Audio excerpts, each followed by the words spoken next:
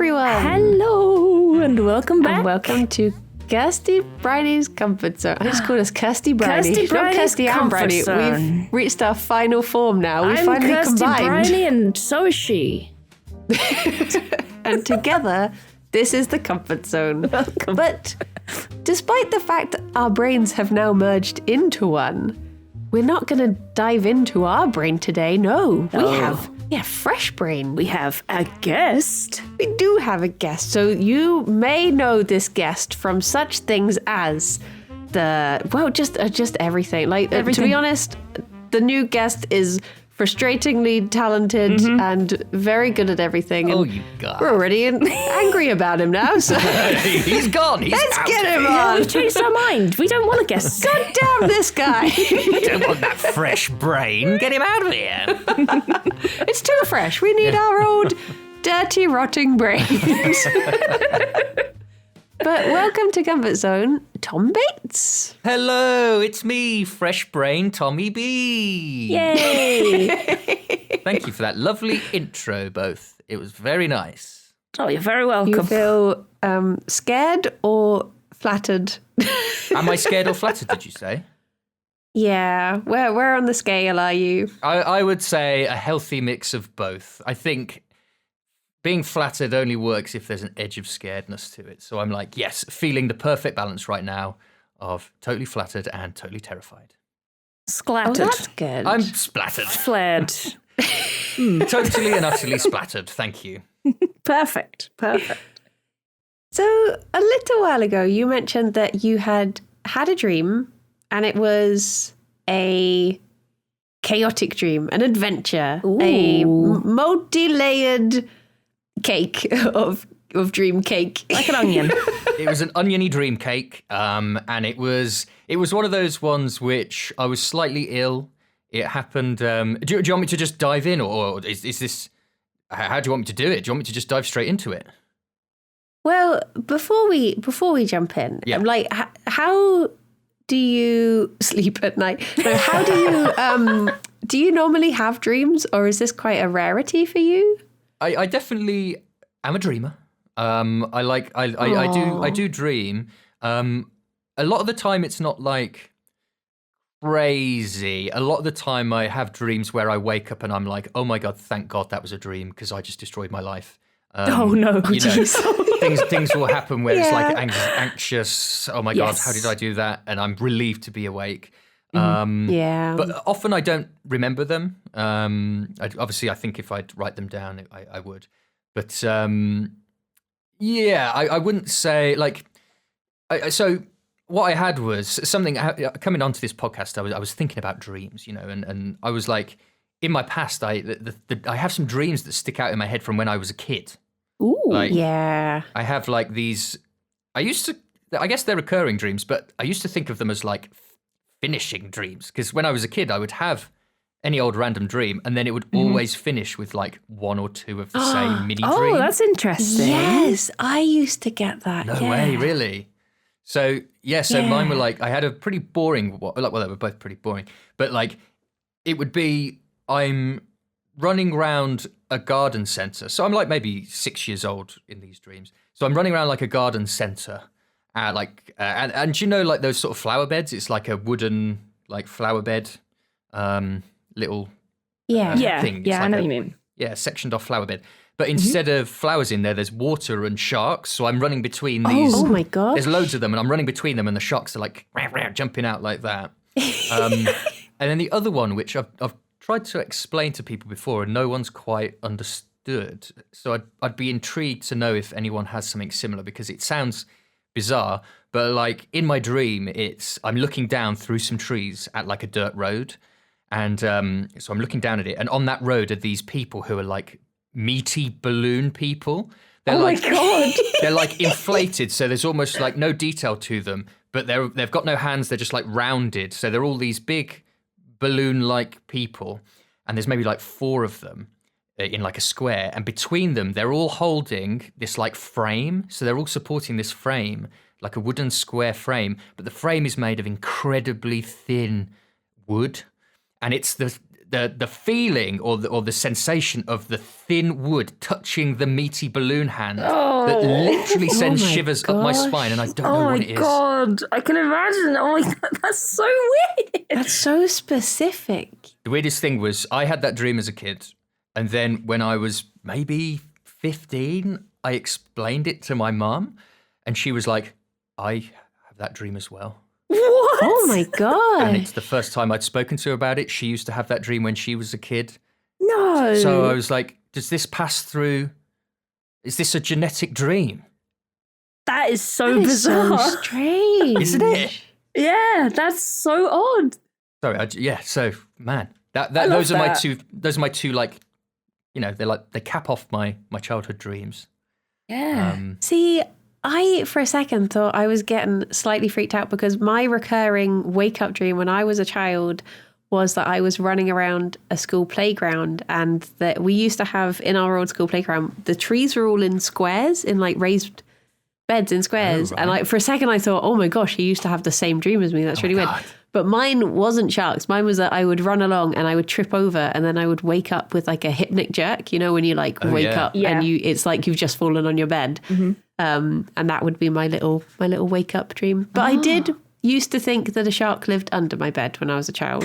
So Really? there was How does that. a land shark? No, just I saw Jaws and I thought Jaws lives under my bed, and my dad's way of comforting me was saying, if he was under your bed, he would have died. And then that became like, now there's a zombie shark under my no. bed, and that's Shark, oh, no. scarier. I used to be scared of tarantulas crawling up my quilt, like up my duvet when I was a kid. So I had to sleep with the duvet folded underneath my feet. Otherwise, tarantulas I would have to do crawl. that because of snakes. Honestly, I'm kind of like that now. That's just happened recently. Yeah. You've had a recent fear of tarantulas crawling up you. Well, it's more sort of spiders. The thought of spiders being around my bed is always something that I think of. Honestly, the spider in the night crawling around my face and ear holes is not one for me. Yeah. What's the thing about how you don't you like eat 7.5 spiders? Yes, I don't want to think about that. Specifically. Yeah. A night. It's not a I can't night. remember the exact. You're waking up just like stuffed. Oh my God, I couldn't eat absolutely another full of bite. them. Yeah. I can't finish that last half a spider. Jeez. Yeah. I can't remember the statistic. I don't think it's true because I think spiders are scared of damp spaces. Yeah, And, like, spiders wouldn't my go anywhere mouth near is your mouth. Damp. They might go near Yeah. your ear hole though, like an ear hole. Yeah, is, maybe. but they get stuck in there. Oh, that's worse. But they couldn't get into your What if brain. we're actually being powered by spiders right now? That what the whole humanity is powered by spiders, and we just didn't know it. Yeah, spiders that crawled into your head. That's why we invented the web. Yeah, that's great. That Bryony, well done. That was great. It's like Ratatouille, but just spiders. But inside your skull. Yeah. They've always wondered why humans sleep. No one's really sure why we sleep, and maybe it's to let the spiders into our brain. Yeah, it's they're changing shifts. They Maybe. can't be in there all the time. Yeah, you're right. Yeah. They need to switch out. Maybe that's why sometimes you wake up in a bad mood or something because you're just like, oh, I've got the grumpy spiders. Or, oh, I didn't have enough spiders last night. I'm in a right mood. Yeah. I've not got enough energy for the day. Yeah. Need that extra half a spider. Have a 7 spider start to your day. Yeah. Delicious. But no, that's I remember. Oh, sorry, you go. Oh no, you go. You go. I was just gonna say that's so interesting that you and your mum shared a dream. Yeah. It's not quite to the same extreme because your dream is very like I don't know, visceral, and like the thought of the woods and the exposed flesh is very like bleh. But me and my mum always had similar dreams as well, but ours was just really simple. It was stuff like losing jewelry. Like we've talked a lot, Bryony, about how I like have dreams where I've lost jewelry or I need to collect it up and stuff. Right. And She my always mum goes to like gift always shops does. in her dreams. I do. And trinkets. I love and- gift shops. You dream about gift shops. You love them Yeah, that yeah, much. yeah. I love them. Yeah. And I my just God. want to get all of the cool stuff from every gift shop in my dreams. When I was a kid, the gift shop used to be the best bit of any trip to anywhere. That was Oh, what it I was still most is. excited about. So It you're right. still Yeah. is. Well, you dream about it. You would say that. You gift shop. I'm gift shop biased. lover. I love a gift shop, me. It used to be like, it's your reward for putting up with education. Exactly. Honestly, you're so right. Exactly. Yeah. I remember I went on a trip when I was at school. We went on an art trip. So we went to London for 2 days and we went to every single gallery. And I was like, right, I'm going to buy something cool from every gift shop. Oh my God. I can't wait. That was my goal. Not learning, not finding good art. It was gift shops. And it was great. The best gift shop I ever went to. Have you ever been to the Cadbury World gift shop? Yes, I have. Oh my God. I bought a kilogram bar of dairy milk from the Yes. Cadbury gift shop. Because not only is it not educational, the whole trip of Cadbury World, you're just, well, at least when I went, I don't know if it's the same now, when I was a kid, they would be handing you chocolate bars at every door. So you'd go through the Cadbury World tour and you'd come out with an armful of like Cadbury's chocolate. And then you'd get to the gift shop and there'd just be more chocolate. And I don't know if it's true, but I remember it being like cheaper because they didn't have to pay for, I don't know, transport or something. Yeah, So it's like probably. cheap chocolate and there's just tons of it. And that was one of the happiest days of my life. I remember they had a room in Cadbury World as well where they had sweets all over the wall. They gave you a little cup, you picked your sweets, and then they had a tap which just leaked out melting chocolate. So you could get whatever sweets you want and just put a big pile of melted dairy milk on top and they'd give you a little spoon. What? It was What? great. Yeah, I didn't do that bit. I don't know if it's there anymore, but when I went, they had that. And in theory, it sounds great, but when you're sitting there like nem nem nem with dairy milk melted in your mouth, it's not great. I could deal with it. I could deal with that, honestly. That sounds like a dream come true. It was See, I very feel cool. shortchanged now because over the weekend I went to the Roman baths in Bath and I got to drink bath water and that's not near as exciting. Drinking bathwater. Lovely weekend. Delicious. Yum, yum. It was warm as well. I can imagine, yeah. Yeah, Yeah. bathwater would be warm, wouldn't it? Yeah. It's straight from a hot spring, Used bath. Ooh. Lovely. straight from the baths of Romans. I think I'd rather have dairy milk. Yes. You've reminded me. I was looking, as I often do, I was looking at a map yesterday for nice places to visit, but also slightly for funny names. And there's a place in Keynsham in Bristol called the Chocolate Quarter Retirement Homes. And for ages, I was trying to work out if it's where people who used to work in chocolate factories retired to, or if it's unrelated to anything. But you just reminded me of it. The chocolate quarter, as in like, you have the jewelry quarter. I don't know if, is that just a Birmingham thing? I'm originally from Birmingham. So you have like the jewelry Well, quarter. isn't like all Cadbury and what's it called? Bourneville. Bourneville, that's yeah. all Midlands, isn't it? Yes, down by me, the Cadbury's factory. That's where I'm from. And is they were Cadbury World. really. You were born in Cadbury World. Oh my I God. was born, I emerged out of a vat of chocolate. Oh my gosh. That's why I'm so obsessed. I'm obsessed with chocolate. It's my I weakness. think you're going to say that's why I'm so sweet. That's why I'm so sweet. And That I've got too, no that teeth. too. So I'm sweet and I have no teeth left. His teeth are made of hazelnuts. Ooh. Very crumbly. They crumble quite easily. Oh, well, speaking of crumbling teeth, we're here to talk about dreams. Yes. So, would you like to do a dramatic retelling of your dream? It doesn't have to be course. dramatic. You can just read it. Bryony, it will be dramatic. It better be dramatic. There's not like a huge amount of drama, but it is like weird. So shall I set the scene? Yes. Christmas Day 2022. I'm at home with my family. And I am feeling not too well. I know, I'm a bit ill. There was a bit of something going around the office before we broke up for Christmas, and I thought I managed to dodge it, but it worked its way in slowly. I didn't get the full brunt of it, but I had like a low level kind of grogginess. So it got to maybe like 2 o'clock-ish, I think it was, and I thought, you know what, I'm just going to go and have a quick lie down, and ended up going to sleep. And this dream that I'm about to say, that I'm about to explain, is actually the end of a much longer dream that I have no memory of. So I remember loads of things happening. I remember something happening in a house. I leave a house, I walk outside, and I go into a smaller house, and there's a couple of friends in there, and we're somehow working on the house. And this is where my memory kicks in, at least my very clear memory of what happened. Shall I begin? Please do. I'm sitting comfortably. Me too. Wonderful. So, I was in a small house with two friends. I can't remember what we were doing, but I heard a knocking on the walls.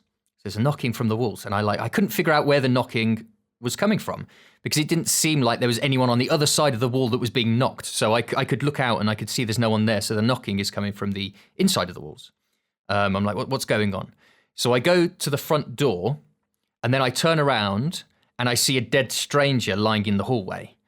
But every time I blink or turn away, the body is in another weird position and angle, moving closer towards me. Oh no! There's then the body is then suddenly replaced by one of my friends that was in the dream before. So now the friend is lying dead on the floor, and then a terrifying roaring starts, like from all around me, just like the loudest roar. And then I go back and forth between going to sort of deciding whether to go and find my other friend or to run off. And eventually, but that getting my other friend would mean running towards the dead body. So I'm like, the roaring gets so loud that I run out of the door. I go outside, and as I'm running, my other friend, emerges from around the corner, but I can't see his head. It's just his naked body folding out unnaturally from the feet up. Around the corner until he's like, his body is horizontally hanging at a crooked angle, but I can't see his head still. So then the roaring now turns into roaring with screaming on top of it. So it's this roaring scream. So I run into my house, and it's this big old house in the middle of a city. My bedroom is up on the roof, like outside on the roof. So I go up, and I'm very scared because all of this stuff's just happened. And I'm like, I just need to get into bed really quickly. So I put my pajamas on over my clothes, and then I go to bed. Have I still got you? Are you still with me? Yes. Yeah. Okay. I'm invested. In the dream that I have in the dream, I don't remember what the dream is, but it's the scariest nightmare I've ever had. Oh, and God. So it's so scary that I wake up from the dream, within the dream, so I'm still dreaming, but I've woken up from the dream, and my pillow is drenched in sweat to the point that it is just like a puddle of sweat. Yeah. I then stand up, I reach into my ears, and I pull out little black balls from each ear hole. And then I look at my fingers, and all my fingers are stained inky black. Oh my God. And then I want to close the windows in the house, because I'm on the roof right now. But I'm really scared. I'm scared, so I want to close the windows. And then I struggle to take my pajamas off. And I'm really trying to take them off, and I end up just taking all of my clothes off. So now I'm on the rooftop naked in the middle of a city, and I hear people making fun of me. And then I look over the roof, and I see a Ferris wheel with business people on it. As the Ferris wheel rises, they're all laughing and looking at me. And then I see three people chatting, walking across roofs nearby towards me. They're just having a casual conversation as if they're walking down the street, but they're walking over roofs towards me. So I quickly get my clothes on and go inside the house. And I go around locking all the windows that are rickety, and the windows are like blowing in this strong breeze. So it's like these old wooden windows that are like clacking back and forth. So I'm trying to close these windows. Anyway, I then hear movement behind me in the corridor, and I shout out to my dad. I'm like, "Dad, is it you? Are you there, Dad?" And then I lean out the door into the hallway, and I see further down the hallway an open door with a light coming out of the room. I then see movement, and then I wake up. And that's the end of the dream. Oh my God. So there's a lot of layers. It's my onion cake of a dream. There's lots of bits going on. There's a lot going on. It's very oniony. Jeez, that was terrifying. That was terrifying. I was thinking, like, I think that would have been one of those dreams that I would have woken up a lot sooner. Because I'm an absolute baby when I have a scary dream. Right. I just wake up straight away, just like... Your body ejects you. It's like, we can't handle this. Yeah. Yeah. So the fact that you then went into another dream within the scary dream. But I actually, like, properly fell asleep. Like, I don't remember the dream within a dream. I just remember waking up and thinking that was the scariest nightmare I've ever had, and then being drenched in. Yeah. So yeah. Oh my gosh. Do you want me to go back through it at all? Because I don't know. There's lots of bits. Well, it started off with your two friends. And do you remember who the friends were? Were they like old school friends or work friends? Or... It was one of those dream situations where I just knew they were my friends, but I did not recognize them. You know, where you just know someone is someone. Okay. So no, I didn't recognize them or know them. I just knew they were friends. So when we're looking up dreams, we have this very highly scientific book. Oh yes. That is basically, we will look up a dream and it'll eventually tell you that it was about penises. Of course. But it's highly scientific. Okay. So I've had a flick through and I found dead people. Yes. Because of the dead body right at the beginning. And it says, dead people we have known appearing in dreams usually refer back to strong emotions we have had about those people, whether they are negative or positive. For instance, there may be unresolved anger or guilt we still hold, and the only way we can deal with it is within a dream sequence. Oh my God. That's like, Jeez. can't resolve it, it's just kill them off. Yeah. Mine was a faceless stranger, so does that mean I have problems with just like the general public? Like anyone I come across? Maybe. Honestly, the worst thing, the thing that makes me more angry than anything is pavement etiquette. When people don't know what they're doing on the pavement. You know, like Or on rooftops, or if people are like or a rooftop. strolling along and they're looking on the phone or something, and you're just like, oh, just look where you're going. Well, Come on. yeah, exactly. Well, I've had it like people are walking towards me like a wall of people. It's like you're blocking the entire pavement, and I'm like, shall I just stand here while you just walk into me, this wall of people? Or like, I've had people who like have been standing on the pavement. They've caught my eye as I'm walking towards them. They're blocking the pavement. They're just having a chat. They look at me. I look at them. They don't move. So I walk into the road to walk around them. And then back onto the pavement.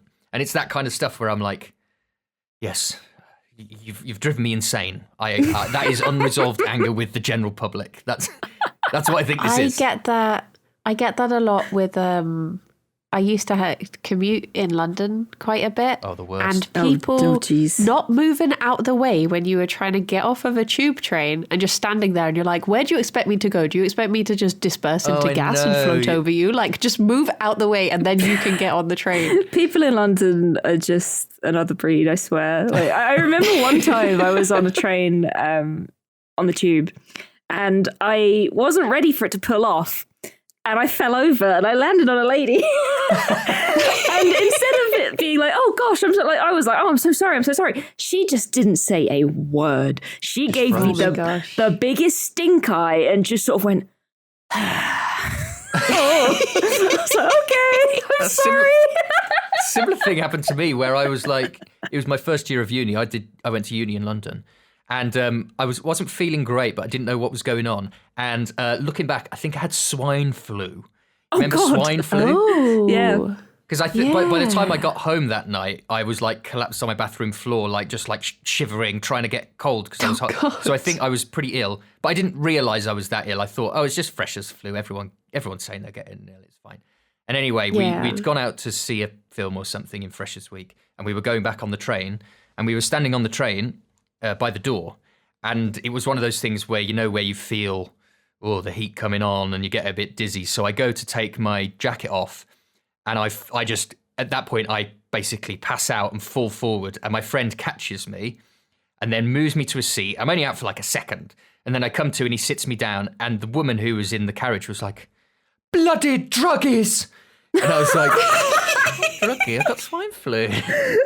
Oh. I was a druggie. Oh my God.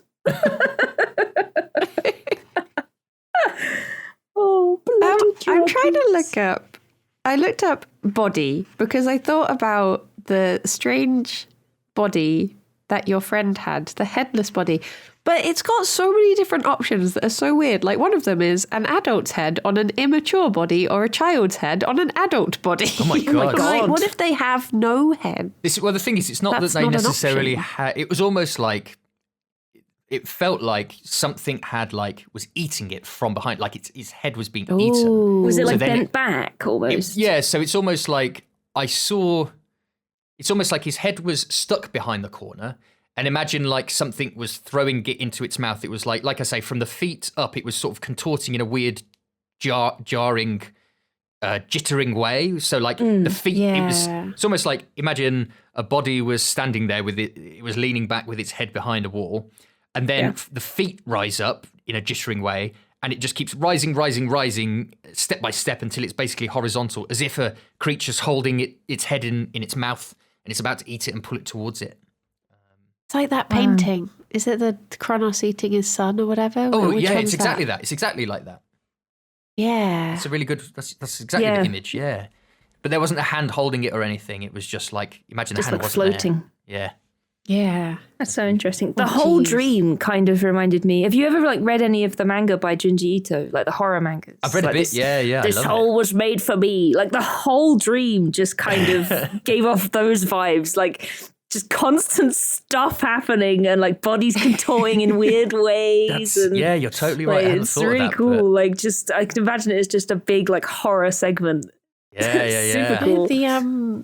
The body at the beginning reminded me of this is really no, it's not too bad. But recently, okay, so I really love crows, and I was waiting in Clifton for a cafe to open. Yeah, it's not like a band or something. No, just little crows. I just love them. I just think they're cool. Yeah. And I was watching a crow, and I started filming it because it was trying to open this little like nut thing that it had found. And I honestly was watching this crow for like 20 minutes and filmed it for half of that. And then I got home and I put the footage into Premiere, and in the background, this is like a winter's day, like 9:30 a.m. in a park. In the background, there's just someone lying on the floor. I was like, oh my God, were they okay? Oh my God. I've not seen any news about any bodies being found, but I just honestly was so unaware that there was anyone else. It's like that thing where you like, you know, in the horror movies where you take a bit of footage and then you look back at it and there's something there that wasn't there, like a ghost in the background. Maybe they weren't there. Yeah. Oh no. Oh my God. Oh no. When you were saying about the like looking away and looking back, I was thinking about that. I was like, there wasn't a body there, was there? Was there? Actually, God, who knows? Yeah, that was spooky. The sort of, what is it, the weeping angel kind of thing where you yes, close your eyes and then they move. It was exactly that, but a dead body, which I don't know what it would have done when it got to me, just like flopped on me or something. Yeah. So do you remember any particular like sounds? Like you said there was a lot of wind and stuff like that, but well, there's the big roar. The roaring and the screaming big roar were the big, too. so it was a roar, and it was I was the roar started when I was in the house looking at the dead body, and I was like, oh, there's something here that's coming for us, and I need to go and save my friend because it's going to get him. But I was so scared to go towards the roaring and go towards the dead body, and the roaring just kept getting louder that I was like, I have to run. And it was when I left that was when my friend died. So I guess it was like me leaving meant that they got eaten or you know, oh no, got killed or whatever. Yeah. So yeah, and then that was accompanied by screaming once the friend died. So it was like, yeah. See, I was going to say, because it was like Christmas Day, like were there like family around, like in real life, not in your dream? Like, yeah. Were there people around that may have been making, you doing Christmas screaming? Like that? Were there Christmas screams going on? Or was screams, the TV left on, you know? The Christmas roar, you know? That's what we do, yeah. I wonder if any of them could have influenced what happened in your dream at all. So it was... There had been family around. I wasn't feeling well, so I'd kind of like kept myself separate from family. But there had definitely been family around the day before. But actual Christmas Day, it was just like 2 or 3 of us in the house, and I was in a separate bit of the house. So I'd be actually, okay, thinking about it, there are lots of dogs in my family. So maybe there was a dog thing going on. Maybe.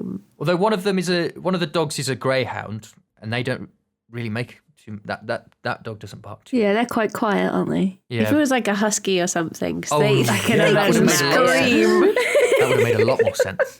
But yeah, I feel like if there was a real sound, it might have woken me up. I generally wake up if there's like a sound like that happens. But yeah, it definitely just felt like a monster.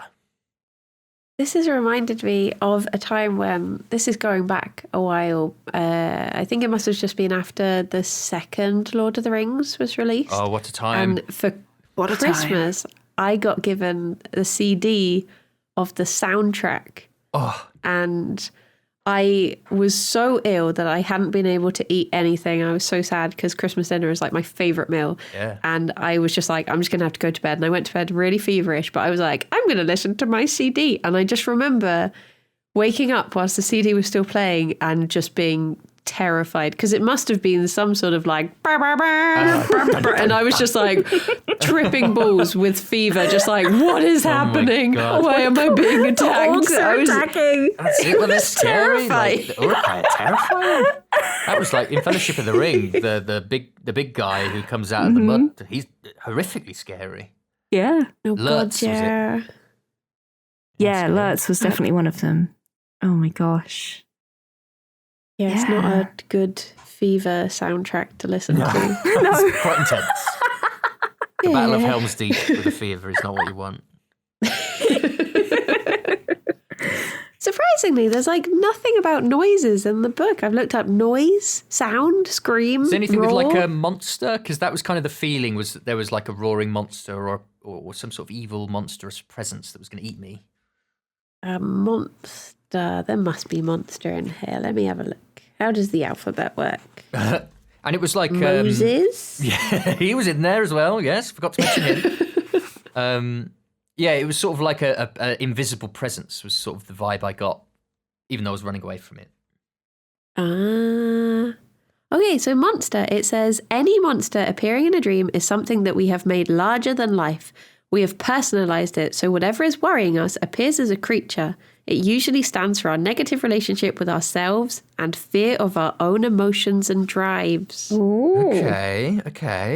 I guess I didn't see Is that it, saying though. that the monster is you? I am the monster. Dun dun dun. You say that you ran away from your friend too, and they died. So maybe you were the monster after all. You can say it. I am a monster. Yeah, You're a monster. I'm a monster. I feel that's what I feel. I think it was. I also because I felt guilty because it was like I left them. So yeah, it was my lack of friendship that killed them. Oh my God! Oh, no, it's Merry Christmas. survivor's Merry Christmas guilt. all. But then again, maybe if you had have gone to save them, maybe you both would have got gobbled up. So True. maybe it's Maybe. Yeah. numbers wise, it was better that you did run. Statistically. I'm also terrible at texting, and a lot of friends I don't keep in touch with as much as possible. So maybe it's my texting terribleness. I'm leaving my friends Maybe. behind. Yeah, a lot of the time, like with dreams like that, the books that we have and whatever, they will always say like, oh, you feel like you're not keeping in contact as much as you should and stuff like that. So, I mean, it could be that there's like a little bit of that, maybe especially because it was like Christmas. Maybe you sort of subconsciously thought, oh, I should have messaged so-and-so and wished them a Merry Christmas. Or, That's true. now they've been eaten by a monster because I didn't. Yeah. Yeah. Shit. I looked at colours as well because it said the colour of the monster is important. But obviously you couldn't see the monster, but it did No. remind me of the black balls that you took out of your head. Yes. Out of my ear holes. It says black. This colour holds within all colours. Wait, no, that's not what it says. This colour holds within it all colour in potential. It suggests manifestation, negativity, and judgment. Oh my gosh. That's heavy. Manifestation. What does that really mean? What does that mean? Manifestation, negativity. A lot of the time, this book feels like it was written by AI. Yeah, a lot of dream interpretation resources are very not human. Yeah, well, I guess they're trying to. Wait, what? I guess they're trying to be like as open as possible, so you can read into it whatever you want. Yeah, it's like a horoscope sort of thing. Yeah. But yeah, for me, it was like, it felt like there was something in my ears. And I have a thing, which is like my dream. One of my dreams is like, I see a little thread hanging out my ear. I'm like, what's this? And I pull on it, and then just like a log of earwax comes out. And I'm like, oh my God, that was in there the whole time. And now I'm free. And I just suddenly feel like my head is all light and airy and open. So it's like, it was that sensation of like there's something in my ears, so I'm obsessed with like cleaning, making my ears feel clean, you know? A lot of things about blocked ears tend to point towards like creativity and stuff. I mean, the thing we always say is that every interpretation is completely down to the dreamer. Like, you can't just read a book and be like, it means this. But, I mean, we can speculate, but sometimes dreaming about like blocked ears or like blocked heads and stuff can be, you know, your brain's full of ideas. Maybe you've got like creative things that you want to do, and maybe something's stopping you. Or, you know, if you're pulling all of this wax out of your ear, maybe you've got all of these ideas and you're like, damn, I've got so much creative stuff I can do now. Honestly, that's interesting because I've got this, I started doing animation stuff fairly recently, or like animation has sort of taken off recently for me. But it's very modest of you. Say what you mean. You're TikTok famous now. TikTok famous. I'm famous, you guys. But like before that, there was very much from the age of maybe like 14. From the age of 14, I was like, right, I'm going to be a filmmaker. And from that point, I have always felt that I'm sure a lot of us do, that sort of in your free time, that feeling that you need to be productive or you need to be for me, definitely. It's like, so I'm like, well, always need to, I'd sort of set this goal for myself when I was 14. It's like, I'll make a feature film. So I'm constantly like going on at myself. You haven't done it today. You haven't done this today. Why haven't you done this yet? And I started doing animation during lockdown because I was like, well, no one can do any filming or anything. So what can I do? I can make a film in my computer with animation. So I started drawing animation. And I was really trying to get stuff going and nothing was going, and I'd make something and then a few months would go by and then I'd make another thing. And it's only really in the last 2 months that I've started making regular stuff, and I sort of feel that sense of like, oh, it's actually happening and I have this drive and motivation to actually do stuff. But this was prior to me doing that, and I was like still in that place of like, come on, just do something, make it. So maybe me pulling the things out of my ears in the dream is what released me to make my animations in because I started in January. Yeah. Oh, there you go. Oh my gosh. You found what was blocking you and you went for it. And it was pulled it all out of your ears and put it on TikTok. Oh my God. And then it was ink on my fingers, drawing, yes, animation. Drawing. Yes. We did it. We solved the dream. And you were also like, you had like 2 layers of clothing on. Maybe that was like, you know, you being suppressed by all of these things, but then you got up on that rooftop, you took it all off, you freed yourself, naked creativity, and now you're exposed to the world of TikTok. Look at me, world, I'm naked. That's what it is. I've just thought of something. I hadn't realised this before. So I draw in my sketch. I have like a sketchbook, and I draw a lot in it with a fountain pen. And the fountain pen, you fill it up with black ink, and I bought this permanent black ink, so you twist it and it sucks the ink into it.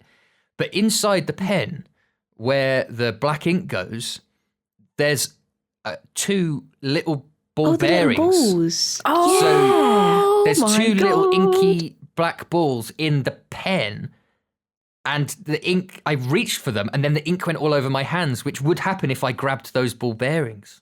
Yeah. Maybe it's that. Maybe it's to do with drawing. Oh my God. Yeah. I feel like a lot of it is to do with like, you know, like being creative and being productive and stuff. Like, that's really interesting. Maybe part of it is like you putting yourself down for not doing enough work, because I feel like every creative knows that. They're like, I need to spend all of my time doing something productive right now. And if I don't, I'm a failure. 100%, yeah. Maybe that's it. I was being chased. The roaring and the screaming and the monster is being chased by the pressure to be creative. And then when you finally are like exposed on this rooftop and you've got all these people like judging you and laughing at you, I guess maybe that's worry about like, what if I put something out there and it's not well received? That is the fact that they're business people too that are on the Ferris wheel. Oh like my God, people that aren't technically creatives, you know, they're like straight cut businessmen, you know. You're hitting every level. I'm feeling this. I'm really genuinely feeling this right now. Because it's like, I'm with my friends and I want to be, I'm being chased by the pressure. I'm having fun with my friends, but then the roaring starts, which is the pressure to do something. So it's like, leave your friends behind, go and do the work. Oh no, I run away. And then I see I'm afraid, I'm naked, I'm exposed, because when you make stuff, you really do just like put it out there, and often when I make something, you put it out there, you're like, I have no idea if this is any good. And it's kind of embarrassing. Is this, because there's an element of you saying, look, this is good enough for you to watch. And the idea of, serious people judging me for it because the stuff I make is really weird and silly and strange, which I love, but I'm like, what are other people going to think if they're like real proper grown-ups? Yeah. And man, you've done it. Damn. Freed me. We've done it. I think we've hit the nail on the head. Genuinely, that's good because I was looking up body parts in the book for ears, and there's no ear, but there is half a page on excrement. So glad we solved it without the need for that.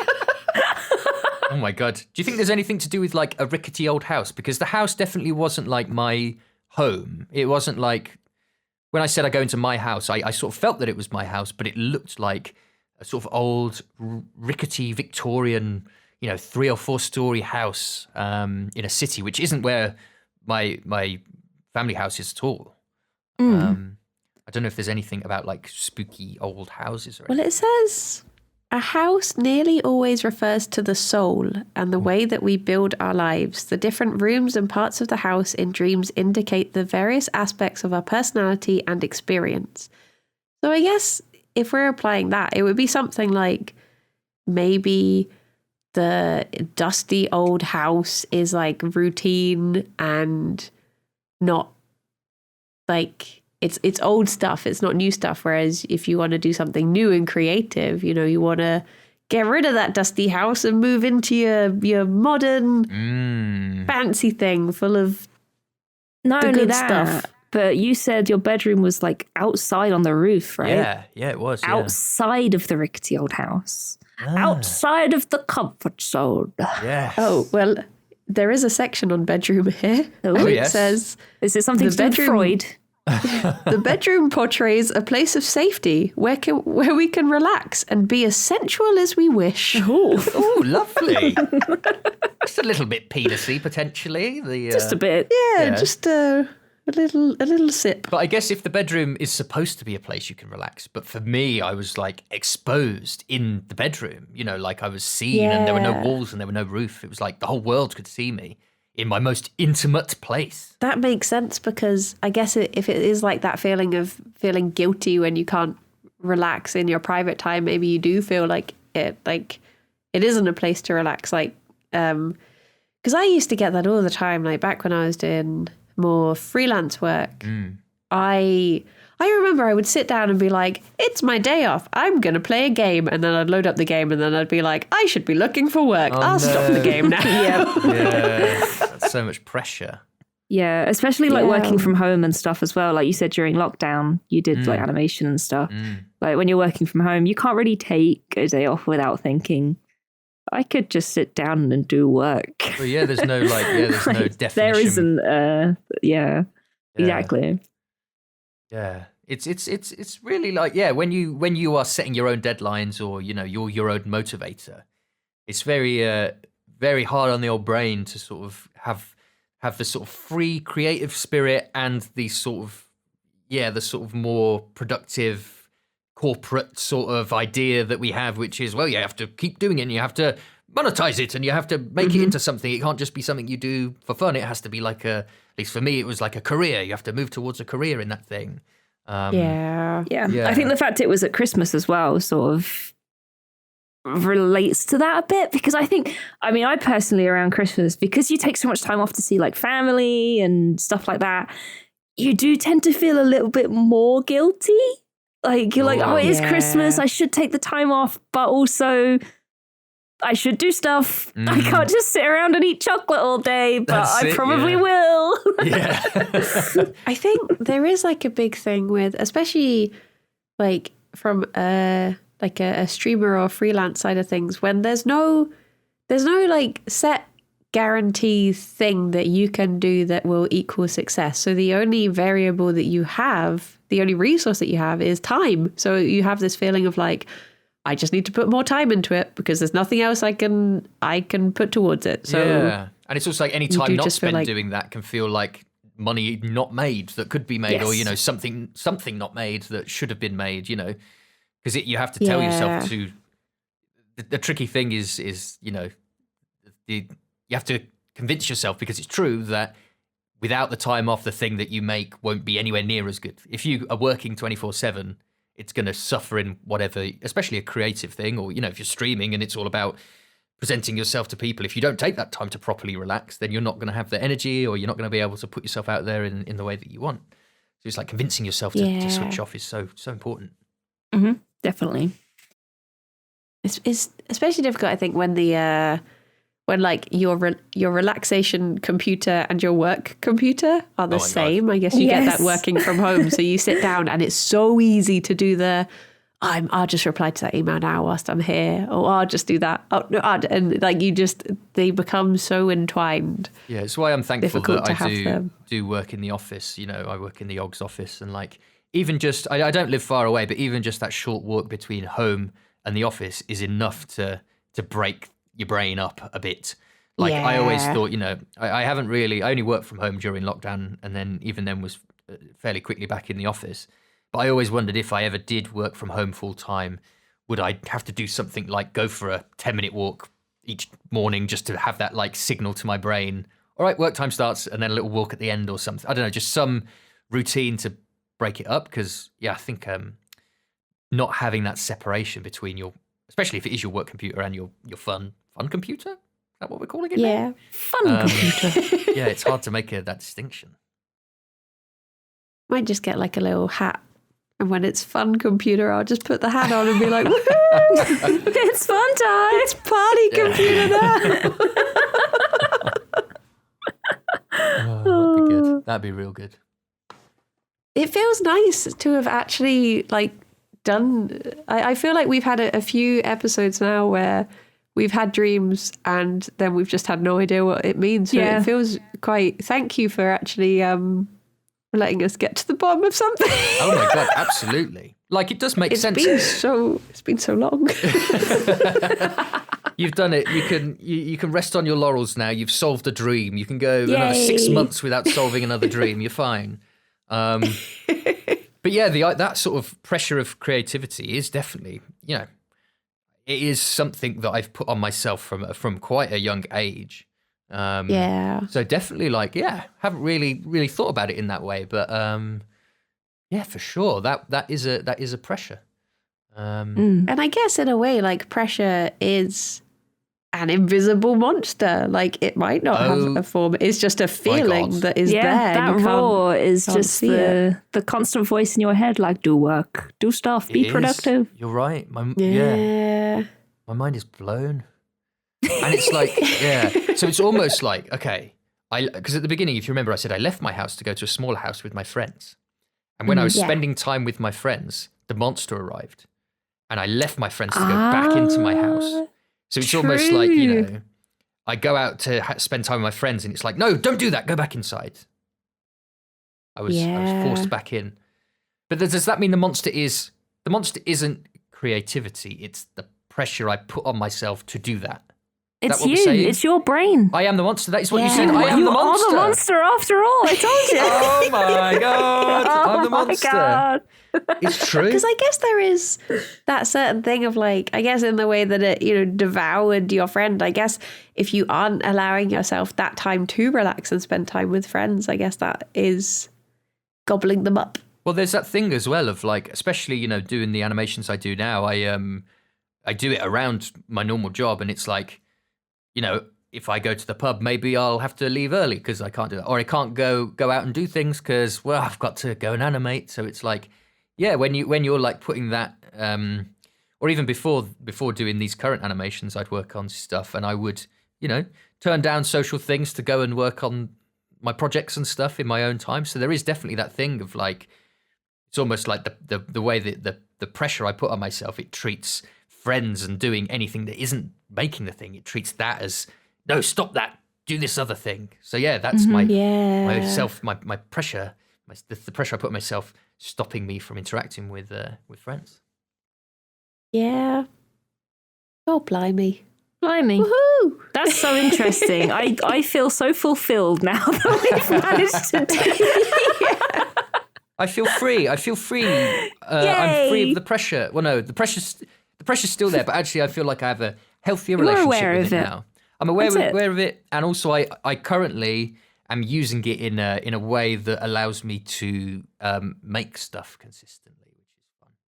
Mm-hmm. I was going to say the nice thing about this is that there is a happy ending. If we had have had this discussion just after Christmas, maybe we would have been in like, oh my gosh, Yeah, what the you're heck? right. Whereas now we know that you have your creative outlet and it's doing really well. And you know, screw those Ferris wheel businessmen. Look at Yeah, what let's it's do doing. nothing. Look at me, I'm naked, Ferris wheel businessman. Look at me. That is what I'm Naked doing and now. TikTok famous. Yeah.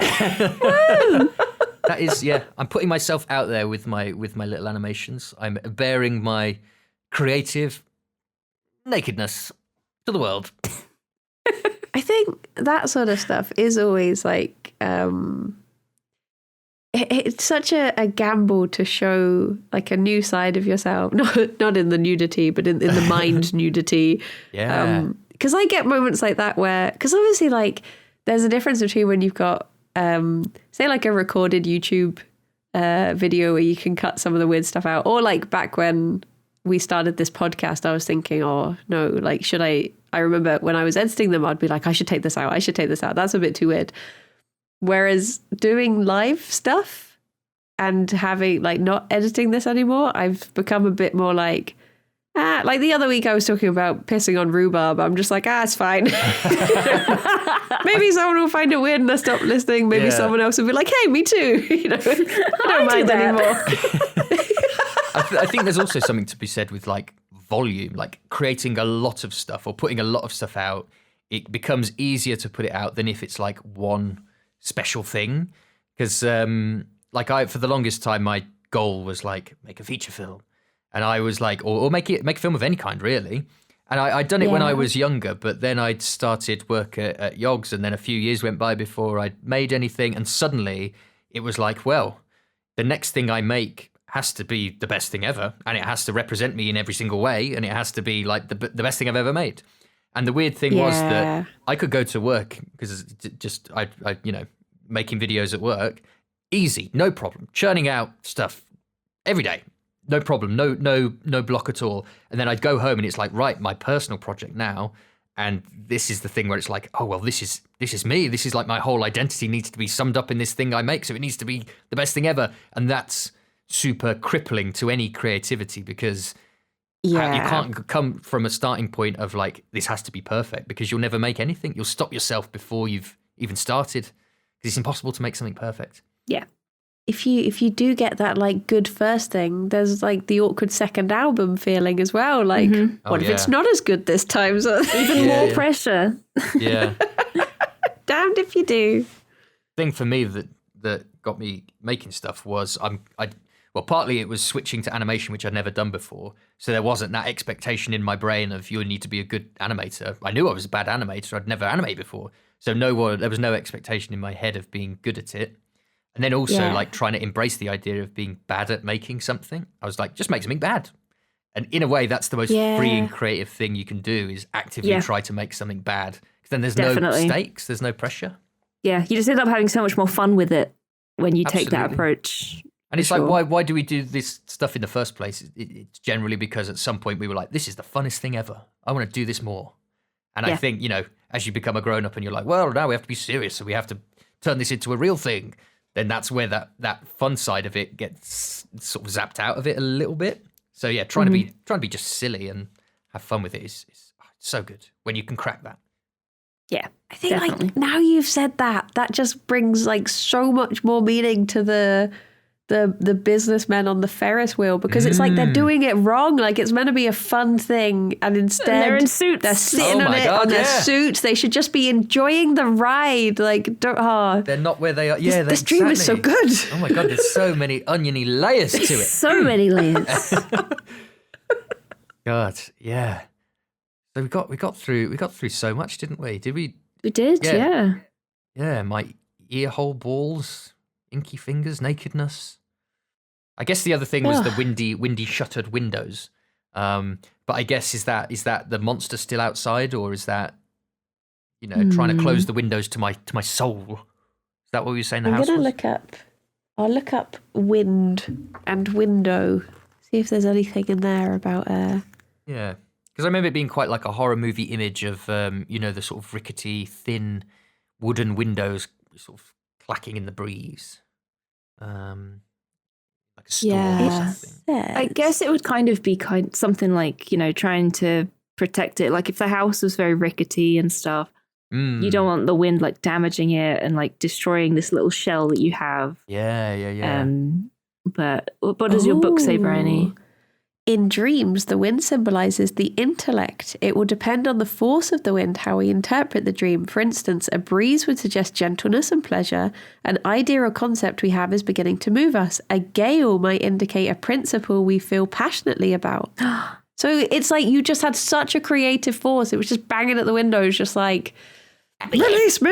Let me in! You had to go onto the roof to free it. Oh my God, yeah. Yeah. Okay, that makes sense. It all ties together. Everything makes sense. It does. Yeah. Honestly, like I like the dream stuff. I love the idea that you can use it to, because you're sort of answering your own questions, aren't you? It's not that the dream necessarily is trying to tell you anything. It's that you can use it to come up with your own conclusions. Exactly. It's like when you read a horoscope and you're like, oh, that probably relates to so and so. I have this to do, blah, blah, blah. I will Like, you have a good dream. or bad day. That's true. Yeah. Oh. And it's not that it's like magic. It's that it's a different way of framing your brain for a second. Yeah. Like, I'm going to look You through just this kind of little hole. look at your own sort of life and things that are on your mind, and you think, oh, maybe, I should have approached it this way. The dream's telling me, to think about something that I've not necessarily thought about today. Yeah. So, yeah. I do love that, because I've been reading my classic Greek mythology recently, and reading about stuff like the at Delphi, the oracles there, and how people would go along and they'd ask a simple question and just be like, should I buy a horse? And the oracle would always be like, look to the hill, and when the seed drops, the wind shall make a breeze. And they'd be like, what the heck? And I feel like that's the sort of stuff that your brain does when you're like, I'm sad about this, but instead your brain is like, let me give you a riddle. Yeah. Like, can you just tell me what to do, please? Yeah. No. Yeah, if your It's dreams... the spiders. Yeah. The spiders give us riddles, and that's our dream. Oh my God, spiders giving you riddles, yeah. I mean, it'd be pretty boring if your dreams were just like a to-do list. Like, okay, here's what you need to do to fix yourself. Try this and this. Like, it would have slightly less impact if you just got told off every night by your brain. It's just you sitting down with, what's that guy? Is it like Alan Bennett or whatever? Just sitting there being like, well, you're sad about this, and you really should call your mum, shouldn't Yeah. you? And, Yeah. oh, well, Yeah. I'm well, glad that we actually got to the bottom of a dream. Me And too. It's been an absolute delight having you on, Tom. Thank you very much. It has been lovely. It's been so wonderful exploring my brain with you both. Thank you so much for having me. Splashing around in there. Splashing Been around lovely. in my fresh brain. It's been great. Lovely. Yeah. Where can people find you? Where on the famous TikToks and the other various projects? Where can you be found? Well, I'm mostly found on TikTok and Instagram, Tom P. Bates. That's where you'll find my little animations. The thing that spawned from this dream, you will find on my Instagram and TikTok and my YouTube. But my YouTube, they're all Tom P. Bates, or YouTube is Tom Bates. Mm-hmm. But yeah, go check it out. They're fun and Definitely weird. check them out. They're so good. thank so you. good. Yeah, so good. Bit of fun. There's a very boopable snoot in there as well. Definitely. What, a marmalade? Yeah. I remember watching the first one, and that's all I could think. I had to watch it like 3 times because the first time I was just like, look at that nose. I was like, wait, I'm actually going to pay attention this time. Well, thank you so much for joining us. Yes, and thank you so much. Kirsty, as always. Thank you, Bryony. And thank you, Tom. Yeah, thank you very much, Tom. Thank you, Brian and Kirsty. Ah. Oh, so lovely. And thank thank you to the spiders as well. Thank you, brain for spiders. piloting us. Brain spiders. Thank you for providing us with these delicious dreams. Yeah. Until next time, everyone. Bye-bye for now. Bye-bye for now. Bye.